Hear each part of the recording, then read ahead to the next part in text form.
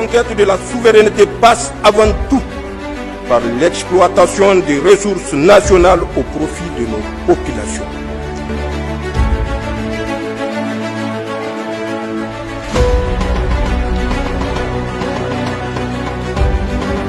Voilà, et donc le nouveau guide suprême iranien, Thierry Arnaud, ça n'est rien d'autre que le fils de Khamenei qui a été tué dans le cadre de cette intervention américano-israélienne. Oui, et il est là sur l'image. Symboliquement, c'est évidemment une annonce très forte. Alors, elle était attendue. C'est vraiment le signe le plus clair qu'on puisse donner que ce régime iranien est toujours là, d'une part, qui s'inscrit dans la continuité, d'autre part.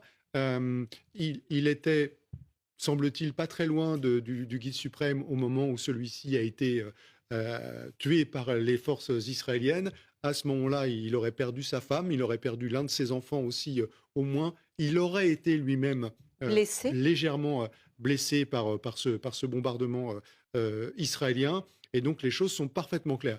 J'ajouterai à son sujet que son nom avait été évoqué depuis plusieurs jours maintenant et que la question avait été posée à Donald Trump. Est-ce que l'hypothèse de voir Mojtaba Khamenei devenir le guide suprême américain pourrait convenir aux États-Unis et à son président?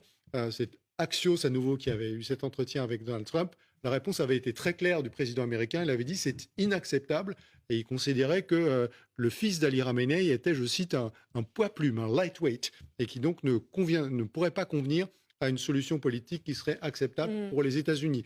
Et par ailleurs, les Israéliens ont dit autre chose d'important aussi, c'est que à partir du moment où le nouveau guide suprême israélien serait nommé, il deviendrait pour les Israéliens une cible.